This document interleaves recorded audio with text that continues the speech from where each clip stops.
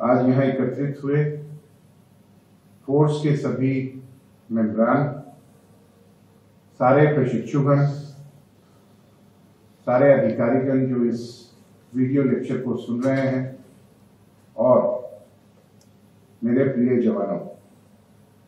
आज हम चर्चा करेंगे नक्सलवाद पे और नक्सलवाद का रेल के परिचालन में क्या असर पड़ता है। Naxalism and left wing extremism and its effect on railway transportation. जैसा कि आपको ज्ञात है, नक्सलवाद शब्द नक्सलबाड़ी से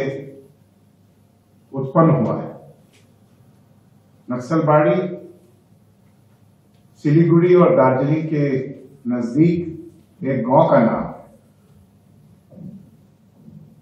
1967 में इस इलाके में नक्सलबाड़ी गांव से सबसे पहले जो उस इलाके के किसान थे, जो काम करते थे,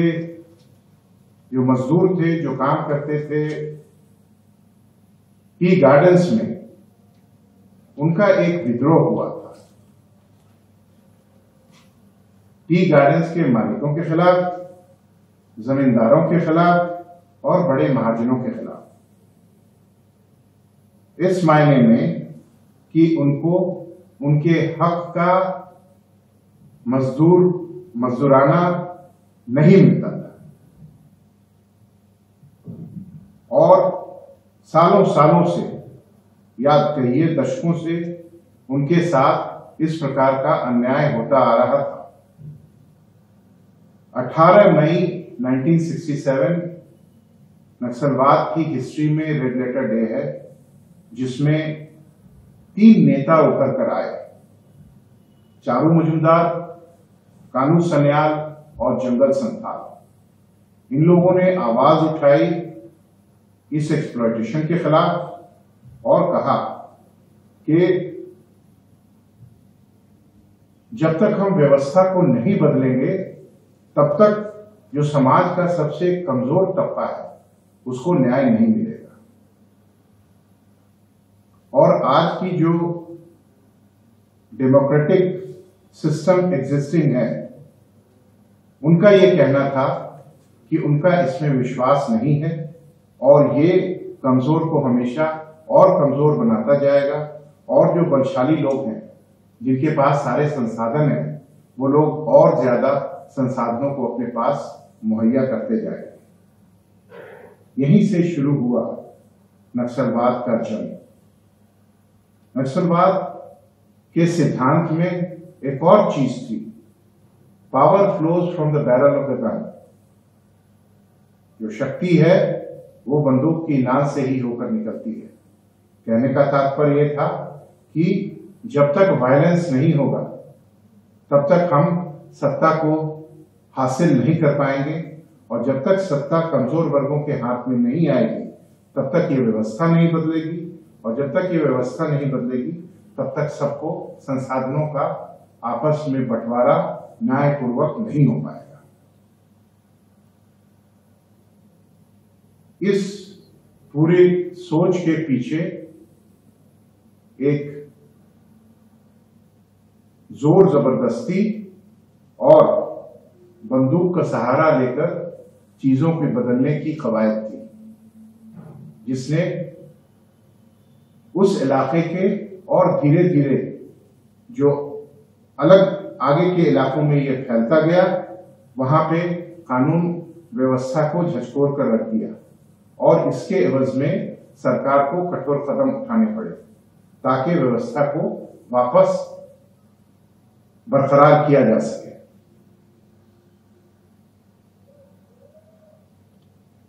इसी के साथ साथ आंध्र प्रदेश के श्रीकाकुलम जिले में भी किसानों ने विद्रोह किया और कोंडापल्ली सीतारमैया के नेतृत्व में इन लोगों ने वहां पे भी जमींदारों को खदेड़ा, कुछ लोगों को मारा और उनकी जमीन हथियाई, ये कहते हुए कि जमीन जो है इस पे सभी जितने नागरिक हैं उस इलाके के सबका बराबर का हक है और कोई जमींदारी का प्रचलन बरकरार रख के किसी एक गांव की या किसी एक तहसील की अधिकतर भूमियों का स्वामी नहीं हो सकता।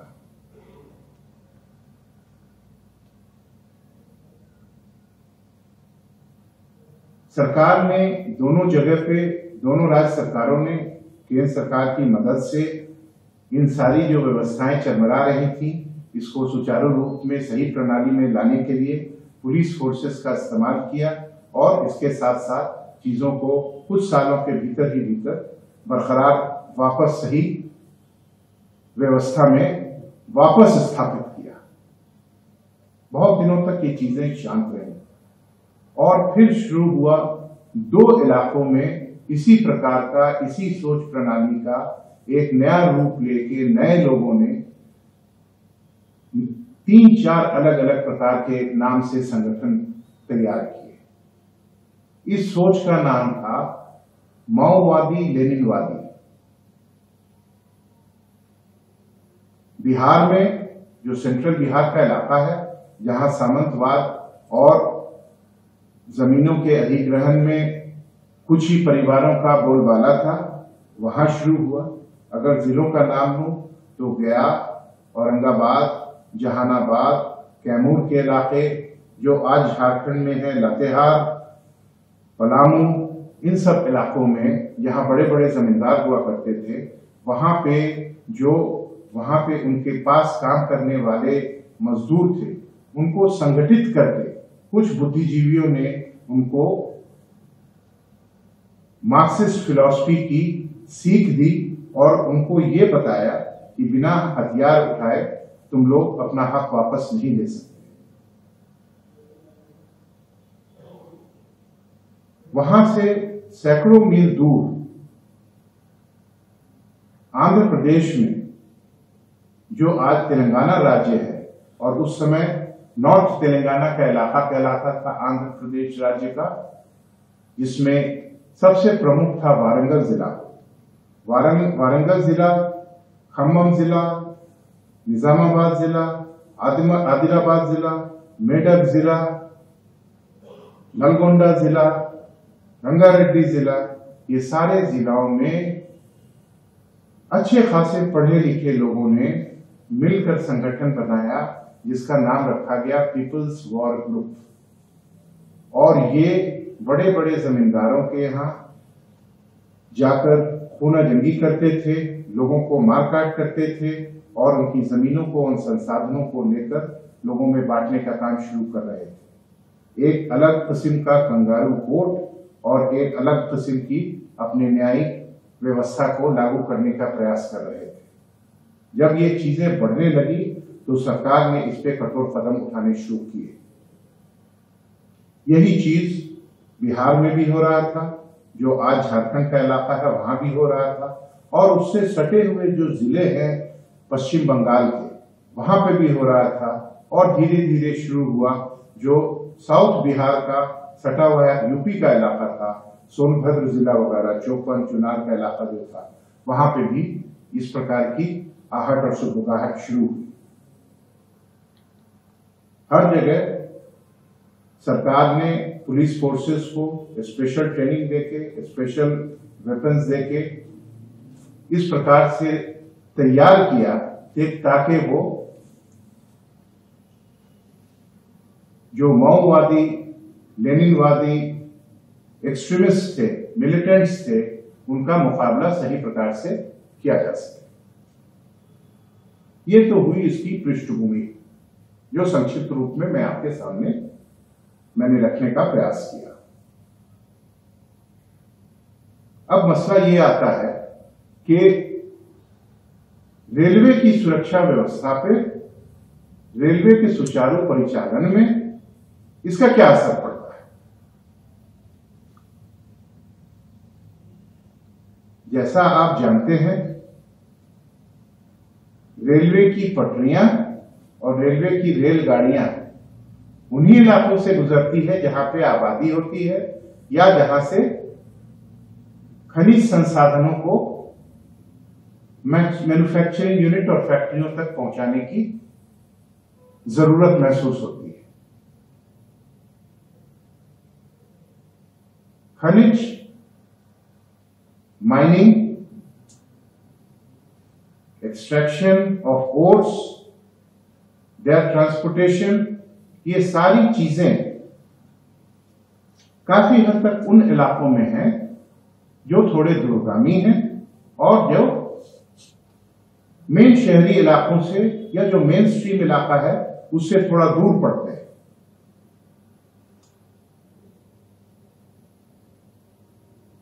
इन संसाधनों को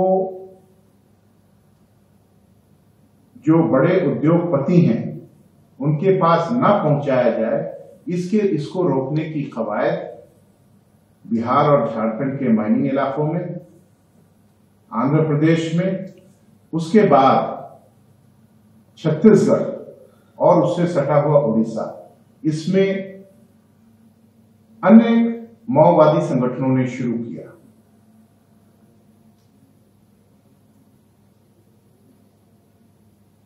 उन्नीस में सारे माओवादी संगठन जो अलग अलग राज्यों में अपने अपने प्रकार से काम कर रहे थे, उन लोगों ने ये निश्चय किया, एक मीटिंग की और ये किया कि हम इसमें सब साथ मिलके एक ऑर्गेनाइजेशन बनाए। और जो सबसे बड़ी संस्था थी जो बिहार में बेस्ड थी, इसको माले कहते थे, communist party of India Marxist Leninist. इसमें विनोद मिश्रा करके एक उनके नेता होते थे, उनका ग्रुप और जो पीपल्स वॉर ग्रुप था आंध्र प्रदेश का, नॉर्थ तेलंगाना इलाके का, जिसको इन्होंने कन्वर्ट कर लिया था पीपल्स वॉर में, पीडब्ल्यू में, इन दोनों का विलय हुआ और इस मर्जर के साथ बनी एक नई पार्टी जिसका नाम था CPI Maoist, communist party of India Maoist. Maoist philosophy, जैसा मैंने आपको पहले भी बताया, यही कहता है कि आपको अगर सबसे कमजोर लोगों का हक दिलाना है तो जो बलशाली लोग हैं, जिनका सारे संसाधनों पे कब्जा है, वो ऐसे जाने नहीं देंगे जब तक आप उनसे जोर जबरदस्ती नहीं छीनेंगे। और यहीं शुरू हुई फिर दोबारा एक इनकी दोबारा मुहिम, इनको एक मिलिट्राइज ट्रेनिंग देके सरकार की वो सारी सिंबॉलिक चीजों को अटैक करने की, जिससे जो एक्सप्लॉइटेड लोग हैं, जो गरीब लोग हैं, उनपे ये मैसेज भेज सकें कि हम तुम्हारे लिए हक की लड़ाई लड़ रहे हैं। इसमें शुरू हुआ ट्रेनों पे, पहला ट्रेनों की पटरियों पे खनिज पदार्थों का आवागमन रोकने के लिए तरह तरह से बाधा डालना। या तो वहां पे ट्रेनों के सामने ऑब्स्ट्रक्शन डाल देना, जिससे काफी बार ऐसा होता था कि एक्सीडेंट्स हो जाते थे, दुर्घटनाएं हो जाती थी। पटरियों को उखाड़ देना, पटरियों की जो फिटिंग्स होती हैं, पेंड्रोल क्लिप्स हों, फिश प्लेट्स हों, उनको निकाल देना ताकि ट्रेनें गिर जाएं और परिचालन बंद हो जाए और रेल की परिचालन की जो व्यवस्था है वो अस्त व्यस्त हो। पहला काम ये करते थे। दूसरा, ट्रेनों में अगर पुलिस जा रही है, क्योंकि पुलिस ही सरकार का वो अंग है जिसको सरकार अधिकृत करती है और इस्तेमाल करती है, किसी भी कानून व्यवस्था को तोड़ने वाली चीजें अगर उत्पन्न हो रही हैं तो उनको रोकने के लिए। तो सरकार का फेस जो है माओवादियों के लिए पुलिस था। पुलिस से मतलब है राज्य की पुलिस और उसके बाद उनकी मदद में आए हुए केंद्र के अर्धसैनिक बल। इन सभी पे ट्रेनों में अटैक करना। इनके और भी दुश्मन थे वो राजनेता जो इस मुहिम को लीड करते थे कि पुलिस बल को प्रयोग करके हमको लॉ एंड ऑर्डर को वापस सुचारू रूप से वापस बहाल करना है, उनको भी इन लोगों ने टारगेट करने की कोशिश की।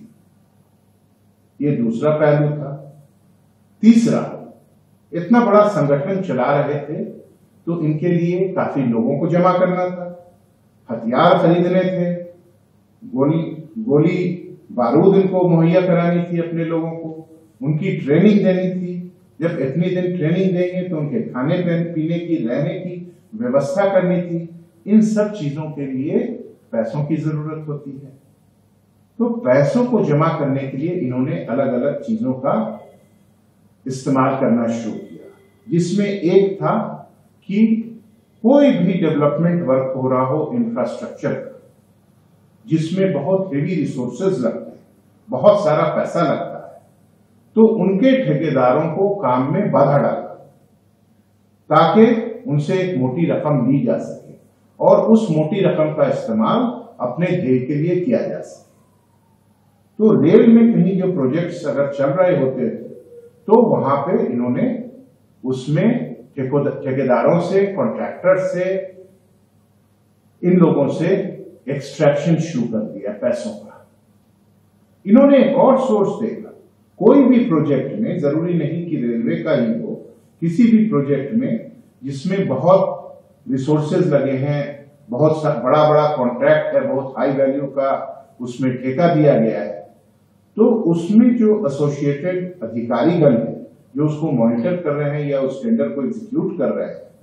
अगर उनका रेपुटेशन इस प्रकार का हो जाता था कि वो उसमें अन्यथा काम करके गलत तरीके से अनुचित तौर पे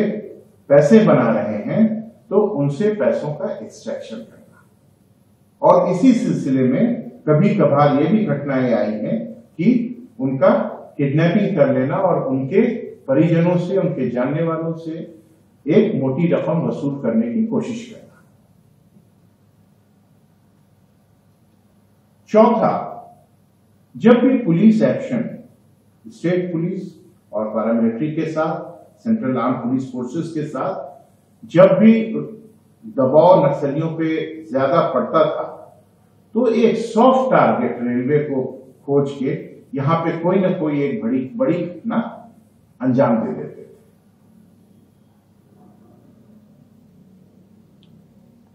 ज्यादातर इन घटनाओं में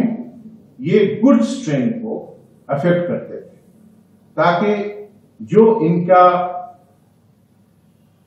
टारगेट ग्रुप है, जिनको ये बताना चाहते हैं कि हम तुम्हारे लिए लड़ रहे हैं, तुम्हारे लिए काम कर रहे हैं,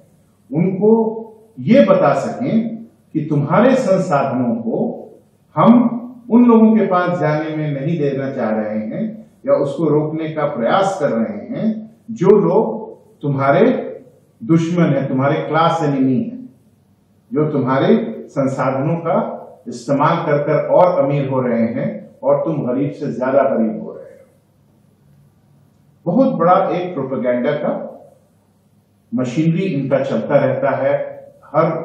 दूरगामी क्षेत्रों में जहां पर ये इनका एरिया ऑफ ऑपरेशन है।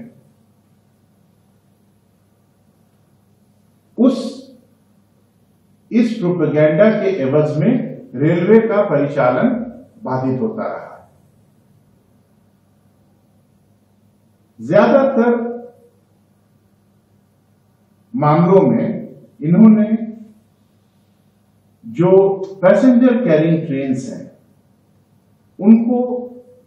अफेक्ट करने की कोशिश नहीं की है। कुछ एक्सेप्शंस हैं, जनगांव के पास गोदावरी एक्सप्रेस में हुआ था,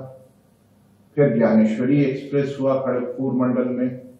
टाटानगर से पहले। इन दो चार अपवादों को छोड़कर इन्होंने जनरली जो कॉमन मैन है, जो जनरल सिटीजन है, जो सामान्य नागरिक है, जिन ट्रेनों में वो चलता है उन ट्रेनों को इन्होंने नुकसान पहुंचाने की कोशिश नहीं की, ताकि उनकी जान ना जाए और इनके प्रति जो सिंपैथी है वो कम ना हो। बहुत स्ट्रेटेजिकली इस मामले में चलते रहे। इन ट्रेनों के थ्रू, खास के उन ट्रेनों में जो ट्रेन रिमोट लोकेशंस में जाती हैं, वहां से इन्होंने अपने लिए अपने राशन का सामान, दवाइयों का सामान और भी जरूरत की चीजें ये हमेशा ट्रांसपोर्ट करवाया है।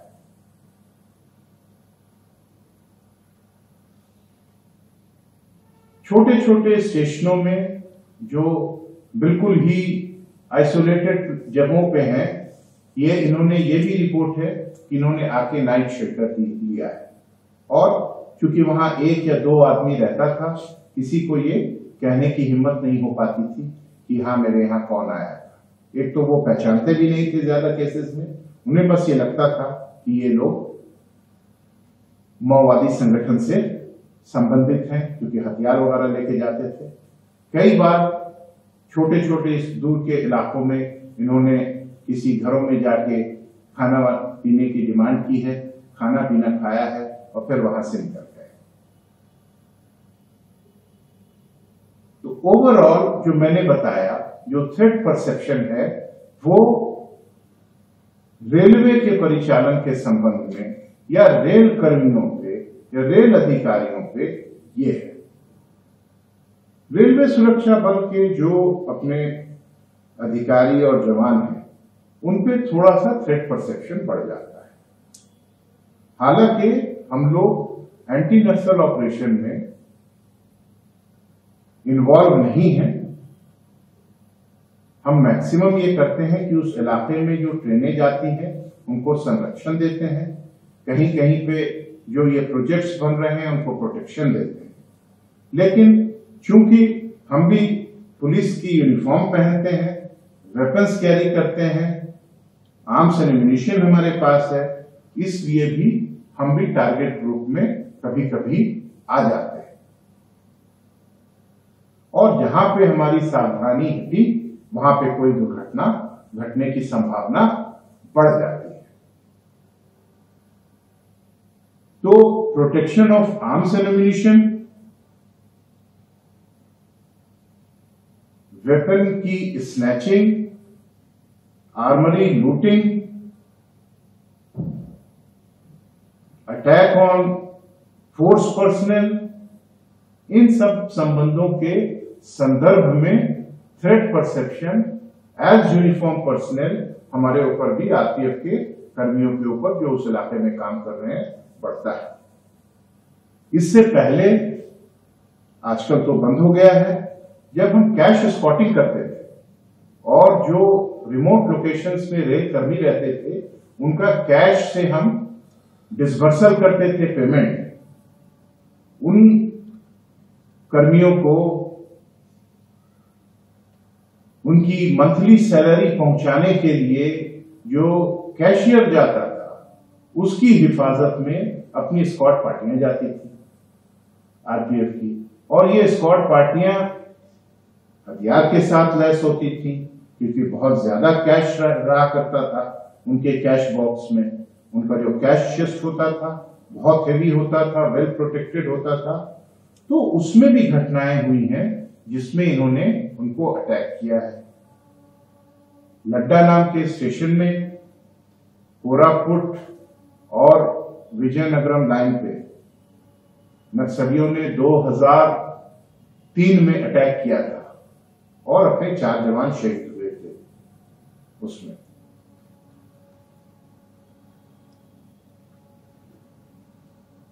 इसी प्रकार से आर्मरी में, आरपीएफ की आर्मरी पे तो नहीं, लेकिन दंतेवाड़ा जिले में बचेली के पास इन्होंने सीआईएसएफ की गार्ड जो थी, जो national mineral development corporation NMDC के मैगजीन को गार्ड कर रही थी, उस पे अटैक किया था और तकरीबन 19 या 20 सीआईएसएफ कर्मियों को हताहत कर दिया था, उनकी जान ले ली थी।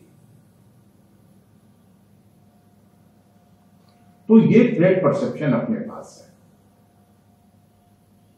इस पृष्ठभूमि में मैंने पहले जैसे आपको बताया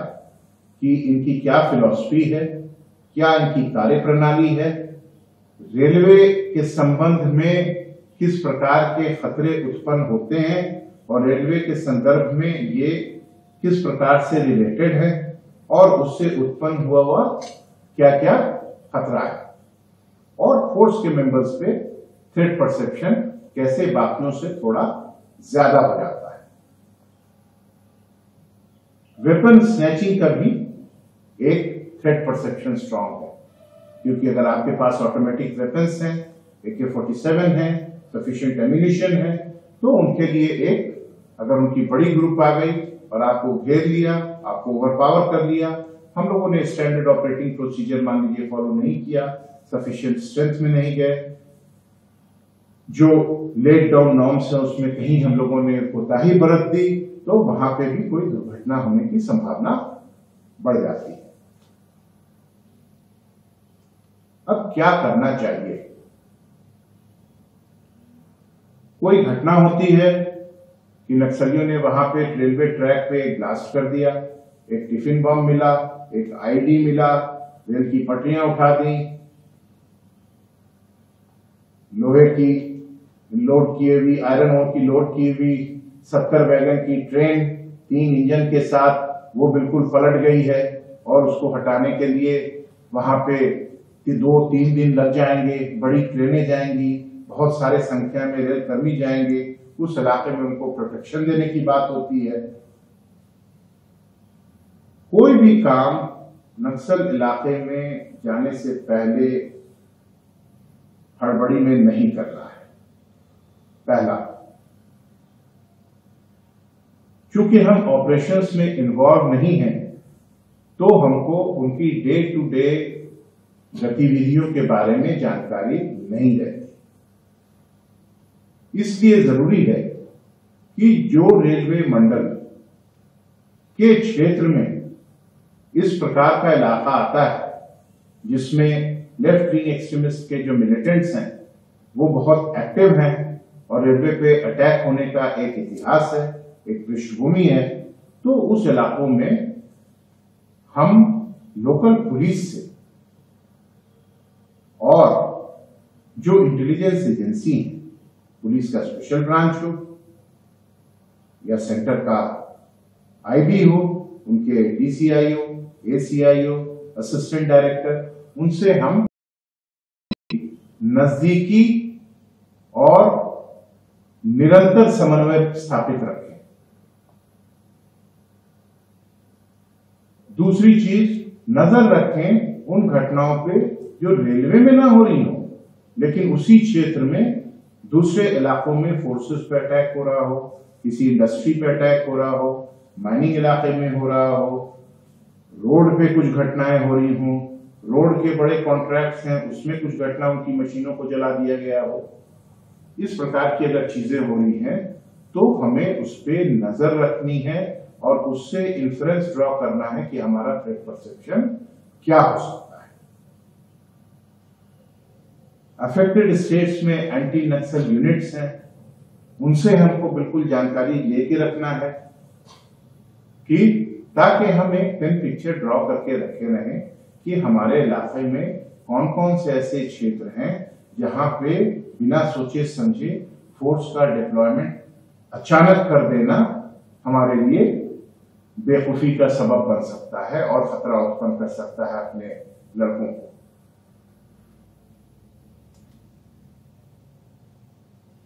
जब ऐसी घटना हो तो काफी बार ये देखा गया है कि उस क्षेत्र में पहुंचने के लिए वाले जो रास्ते हैं उनको भी ये लोग माइन करके रखते हैं, उसमें भी आईडी लगा के रखते हैं ताकि अगर पुलिस फोर्सेस जाए तो उसमें हताहत हो जाए और कोई जल्दी पहुंच ना पाए, उनको ज्यादा पब्लिसिटी मिले, उनको ज्यादा न्यूज कवरेज मिले, उनका जो रसूख है, उनका जो अस्तित्व है अपने क्लाइंटेल पे, जो उनका जिसपे वो अपना वर्चस्व बना के रखना चाहते हैं और मजबूत हो। इसलिए जिला के एसपी से और अगर एंटी नक्सल यूनिट है उनसे, और अगर वहां कोई सीएपीएफ ऑपरेशंस में डिप्लॉयड है उनसे हमको जरूर एक बार वास्तविक स्थिति, वस्तुतः स्थिति जान लेनी चाहिए, तभी हम वहां पे अगला स्टेप अपना प्लान करें। रात के अंधेरों में अचानक हड़बड़ा के चले जाना भी हमारे लिए मुश्किल पैदा कर सकता है। तो इसलिए जरूरी है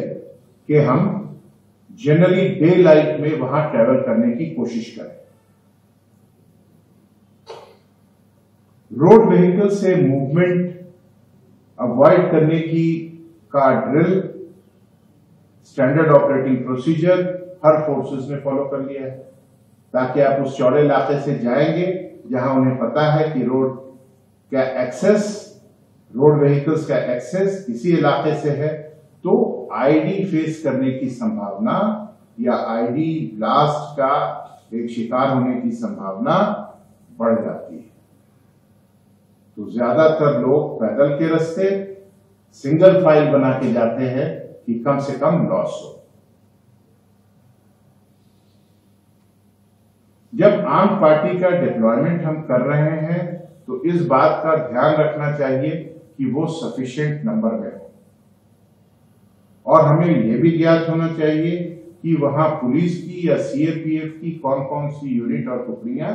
डिप्लॉयड है, क्योंकि कोई भी इलाके को सिक्योर करने के लिए वहां पे एरिया डोमिनेशन और कॉम्बिंग ऑपरेशन अगर जो संबंधित फोर्सेस हैं अगर नहीं करती हैं तो वो इलाका पूर्ण रूप से सुरक्षित नहीं हो पाता है। इसलिए ये जरूरी है कि हमको पता होना चाहिए कि कौन कौन सी फोर्सेस वहां पे डिप्लॉयड है और कहां पे हम अपनी फोर्सेस का डिप्लॉयमेंट करके उनके साथ एक स्ट्रेटेजिक पार्टनरशिप में रह सकते हैं।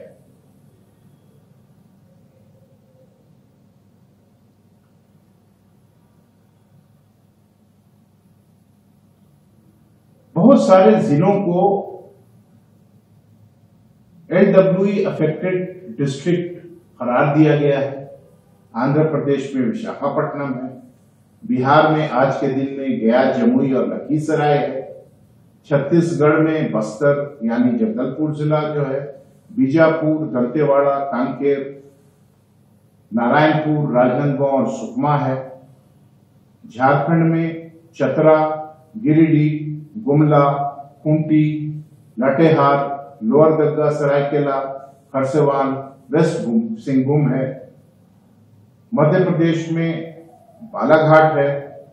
महाराष्ट्र में गढ़चिरौली है, उड़ीसा में कंधमाल, मलकानगिरी और कालाहांडी है, तेलंगाना में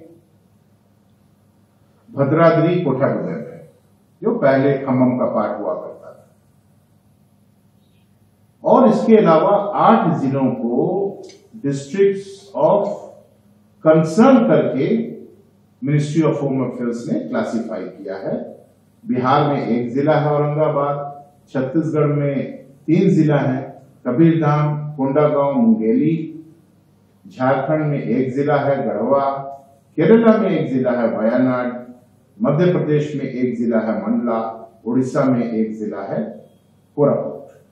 क्या गतिविधियां कम है लेकिन एरियाज ऑफ कंसर्न है।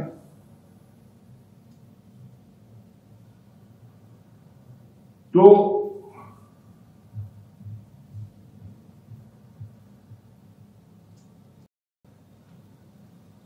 कहने का तात्पर्य यह है कि पहले हमको वस्तुतः स्थिति जाननी है, दूसरा ड्यू प्रिकॉशंस लेना है, अदर फोर्सेस के समन्वय के साथ काम करना है। हम पुलिस फोर्सेस हैं और हमारे पास हथियार हैं, हम उनसे ट्रेन किए गए हैं, तो हमारा दायित्व तो बनता ही है कि रेल की संपत्ति की पूर्ण रूप से हम सुरक्षा करें। इसके अलावा जो दूसरा पहलू है कि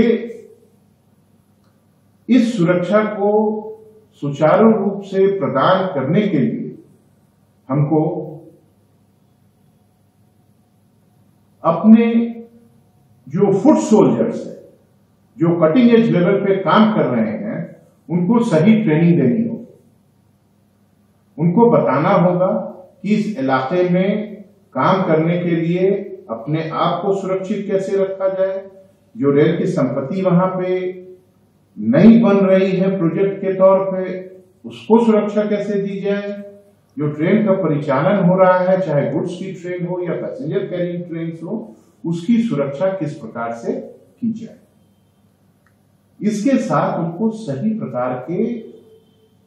वेपन्स देने होंगे,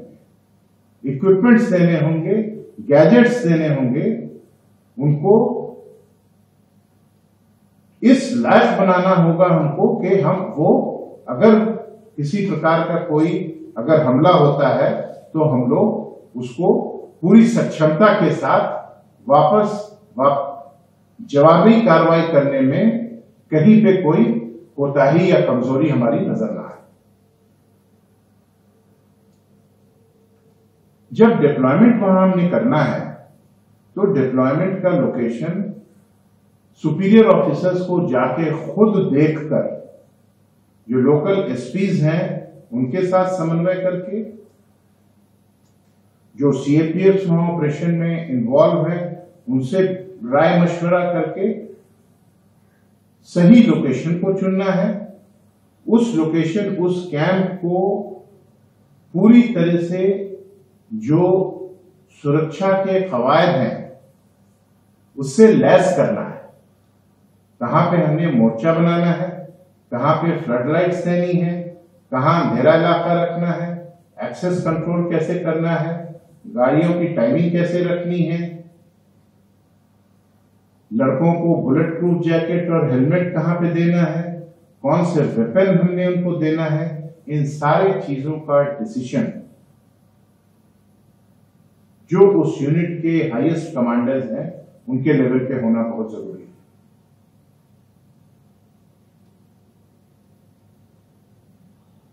ड्यूटी डिप्लॉयमेंट के लिए निकलने और वापस आने के वक्त हमको ध्यान रखना है कि हमारा एक रूटीन पैटर्न सेट ना हो, कि हम रोज सवेरे इसी समय निकलते हैं, इसी रास्ते से यहीं पे जाते हैं और इसी समय वहां वापस आकर इस रास्ते से होते हुए, इस बाजार से होते हुए यहाँ पे पहुंचते हैं। हमेशा रूट्स को, टाइमिंग्स को थोड़ा चेंज करें। ये आप अपनी सारी दिनचर्या को खुली किताब की तरह सभी दुनिया के सामने ना रख दें। जब जरूरी चीजों को खरीदने के लिए बाजार जाते हैं, कभी भी एक आदमी ना जाए, हमेशा ग्रुप में जाएं, चौकन्ना रहें, चौकस रहें और कम से कम समय बाजार में इस इलाकों में बिताएं।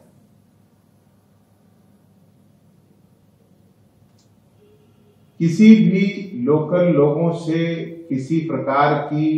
राजनीतिक बहस, चर्चा, परिचर्चा करने की कोई जरूरत नहीं है। हम लोग सब सरकारी लोग हैं और हमें एक सुरक्षा के लिए ट्रेन किया गया है, उसका दायित्व सौंपा गया है, हमको वही करना है। जैसा कि मैंने बताया,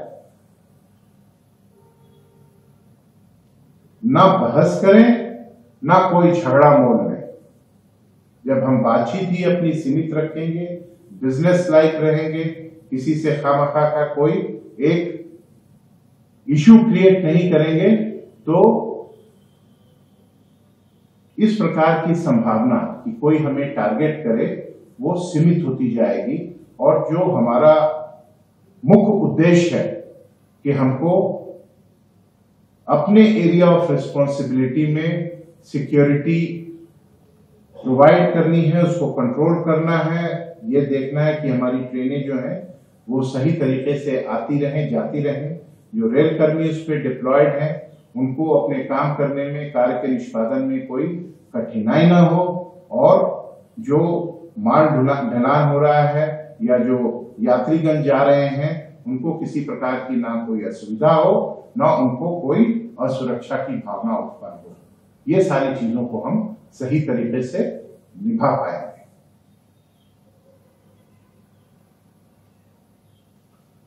जो यूनिट के लोग वहां पे डिप्लॉयड हों, उनको जरूरी है कि उनके सुपीरियर ऑफिसर्स हैंड पिक करके सेलेक्ट करके भेजें। जो किसी गलत प्रकार की आदतों में पड़ रहा है या उसकी ऐसी टेंडेंसी है कि वो नशाखोरी करता है या शराब पीता है या झगड़ालू प्रवृत्ति का है या बहुत शॉर्ट टेम्पर्ड है, ऐसे लोगों को इस सेंसिटिव इलाके में डिप्लॉय ना किया जाए, ताकि हम जो हमारा मुख्य ध्येय है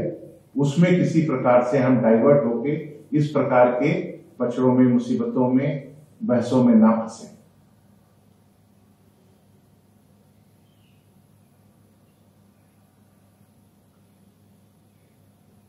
आंख कान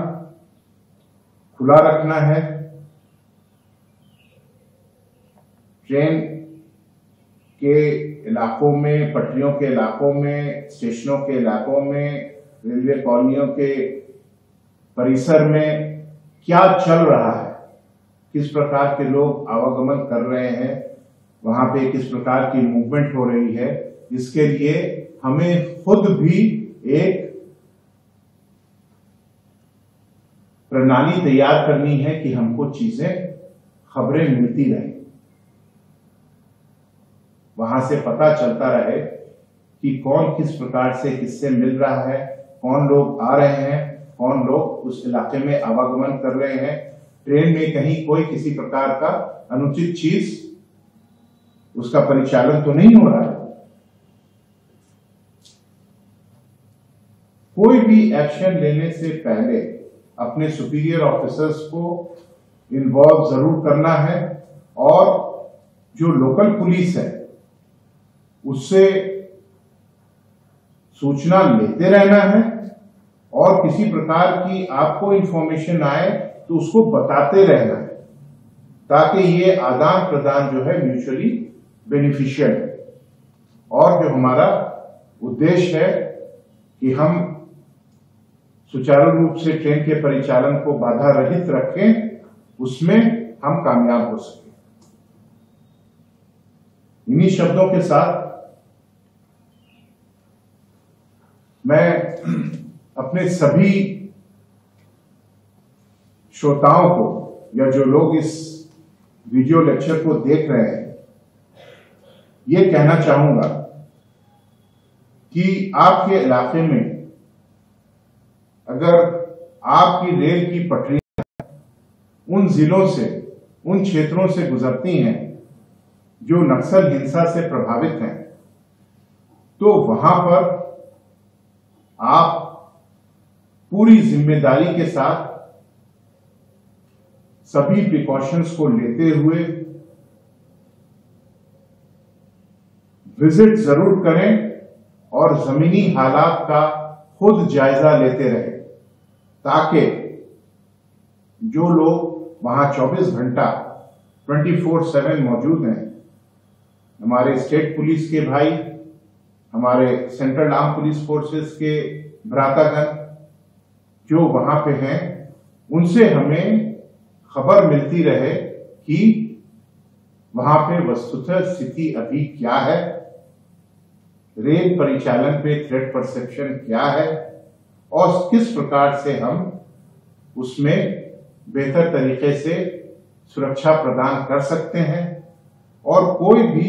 ऐसा कदम ना उठाएं जो कि अनप्रोफेशनल कैटेगरी में आए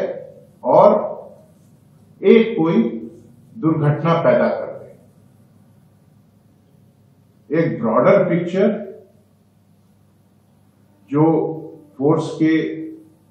मंडल लेवल पे मुखिया हैं, जो उनके एसी साहबान हैं, जो उनके पोस्ट कमांडर, कंपनी कमांडर्स और पोस्ट इंचार्जेस हैं, उनके पास होनी चाहिए। और लीडिंग फ्रॉम द फ्रंट का एटीट्यूड होना चाहिए कि हम जाके खुद देखेंगे, ये यूनिट मेरी है और हमको सबसे बेहतर तरीके से अपने काम को अंजाम देना है,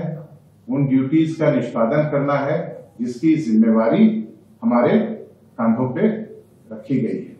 इन्हीं शब्दों के साथ मैं उम्मीद करता हूं कि मैं आप लोगों को कुछ बातें बताने की कोशिश की हैं जो